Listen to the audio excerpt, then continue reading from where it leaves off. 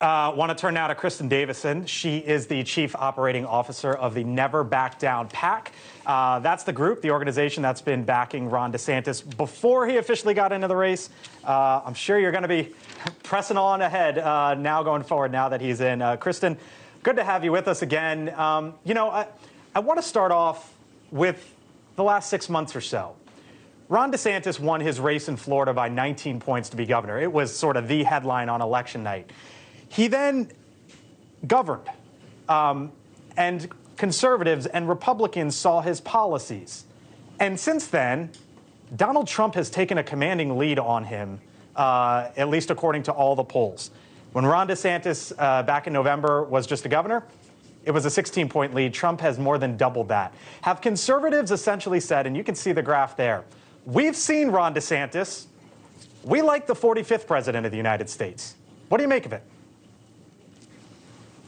Well, thanks for having me. This is a great day for thousands of Americans across the country who have been hoping and excited for Governor Ron DeSantis to enter the race. So we are extremely excited today. When you look at the last 6 months, Governor DeSantis hasn't been a candidate, and yet he has dominated the conversation, and the former president has been obsessed with talking about him. So, and the reason why is because it is very clear that there is an energy and an excitement behind Ron DeSantis for president, and he had to deliver major conservative wins while he was in the legislative session over the last few months.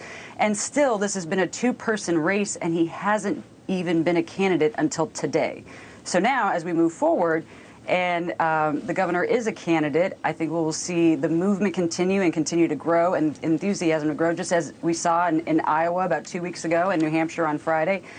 Thousands of Iowans, New Hampshire, South Carolina, Nevada, and the other early states are all coming together behind the governor's candidacy. You know, there's some reporting out, Kristen, Never Back Down planning to spend $200 million. Keep in mind, you're the super PAC, not the actual campaign on Ron DeSantis. $100 million for voter outreach, 2,600 field organizers. Is that what it's going to take down Donald Trump in a Republican primary? $200 million easily? Well, I'm not going to get into price tags, but what I will focus on there is the 2,600 organizers. So we have already been channeling this grassroots energy into action for the last at least 2 months, because there are so many people who have wanted Ron DeSantis to get into this race. Just this last weekend alone, our team has knocked over 26,000 doors in Iowa. 26,000 doors in Iowa. There's not another campaign or effort, including the former presidents, who's been able to do that. And that is a testament to the organic movement behind Governor Ron DeSantis to run. He is not only running to continue this movement, but also lead the party forward. And what it will take is that brick on brick, neighbor to neighbor, peer to peer conversation and organizing to continue to turn this energy into action. Kristen, it's Leanne with the Washington Post. Thanks so much for this interview. I want to ask you, Ron DeSantis has passed a lot of bills in Florida, especially in this last legislative session. A lot of them appealing to the Republican base, including the 6-week abortion ban.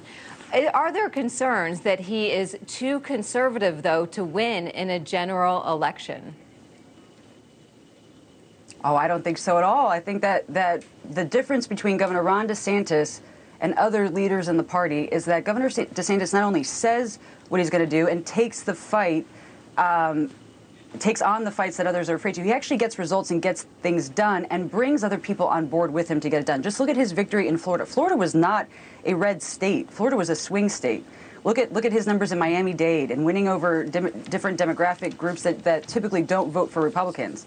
I don't think everyone has to guess where the governor is in terms of his policies and what he wants to do. The reason why the governor is also winning over independents and Democrats in a state like Florida is because he takes on the fights that Americans and voters want someone to take on and actually deliver results. And so I think what we've seen in Governor DeSantis is not only does he have conservative wins and conservative views, is that he's bringing people together to actually deliver on those views and those actions. That's the culture of winning that we heard the governor talk about when he was in Iowa a few weeks ago.